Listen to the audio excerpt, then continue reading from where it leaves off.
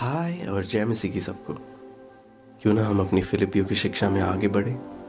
हम इस वक्त बहुत महत्वपूर्ण कुछ पदों में आ पहुंचे हैं। ये कुछ ऐसे पद हैं जो काफी महत्वपूर्ण हैं। क्यों ना हम दूसरे अध्याय के 5वें पद से पढ़ना आरंभ करें।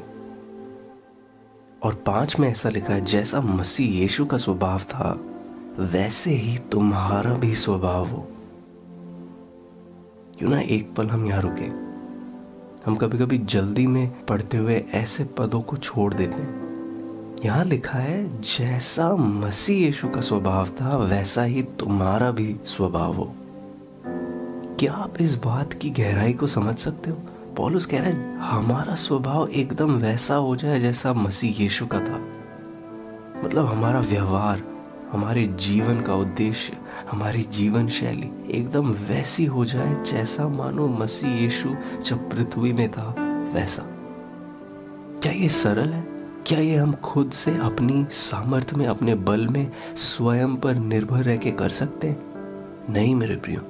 कुछ प्रायोगिक बातें क्या हैं जिनकी सहायता से हम ये कर सकते हैं? हमेशा मसीह को अपने सामने देखकर, उसकी उपस्थिति के एहसास में जब हम जीते हैं कि मानो जो कुछ हम करते हैं, हमारा व्यवहार, हमारी बोलचाल, उन सब में हम मसीह को ध्यान करते हुए अपने जीवन को जिए।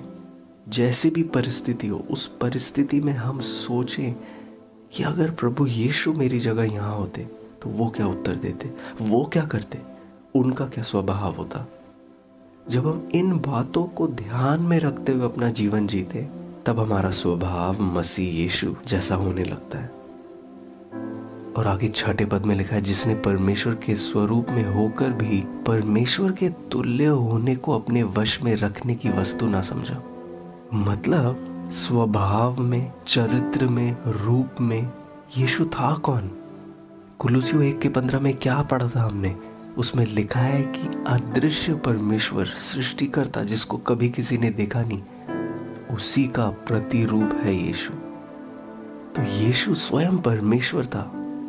और परमेश्वर होने के बाद भी जो आचरण परमेश्वर को परमेश्वर बनाते, उन आचरणों की परिपूर्णता को वो धारण किए हुए था। वो स्वभाव, स्वरूप, चरित्र, हर बात में वो परमेश्वर था।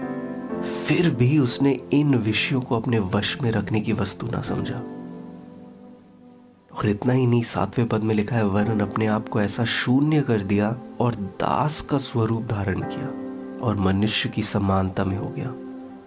तो अगर आज आप में से कोई भी है जो परमेश्वर की सामर्थ्य में चलना चाहते, इन्हीं कुछ पदों में इसकी कुंजी है मेरे प्रियो। पहले 6 में हमने देखा कि वो परमेश्वर ही था, क्योंकि वो आदि में वचन था। उस वचन ने देह को धारण किया। परमेश्वर होने के बाद भी उसने उन सारे दैविक आचरणों को, सब कुछ को अपने वश में रखने की वस्तु ना समझा। और इतना ही नहीं किया, 7वें पद में लिखा है, अपने आप को ऐसा शून्य कर दिया और दास का स्वरूप धारण किया। मतलब परमेश्वर पिता और यीशु ये दोनों एक हैं। फिर भी उसने अपने आप को परिपूर्ण रीति से वंचित कर दिया उन सारे दैविक आचरणों से, उन दैविक सौभाग्य से, उस आदर से, उस सम्मान से, उस सामर्थ्य से। इस ईश्वरत्व के भाग से उसने अपने आप को परिपूर्ण रीति से वंचित कर दिया, उन सारे दैविक आचरणों से, उस सारी दैविक सामर्थ्य और सौभाग्य से।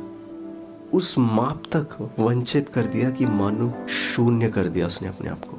और एक दास का रूप धारण करके वो इस पृथ्वी पर आया। ये दास की क्या खूबी है? क्या वो अपनी मर्जी कर सकता है? नहीं।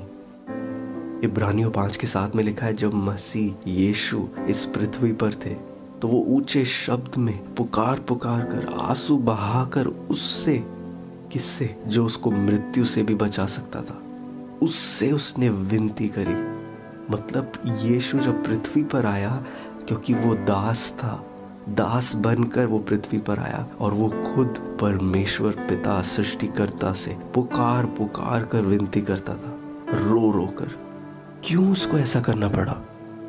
क्योंकि वो बिल्कुल भी खुद पर निर्भर नहीं था।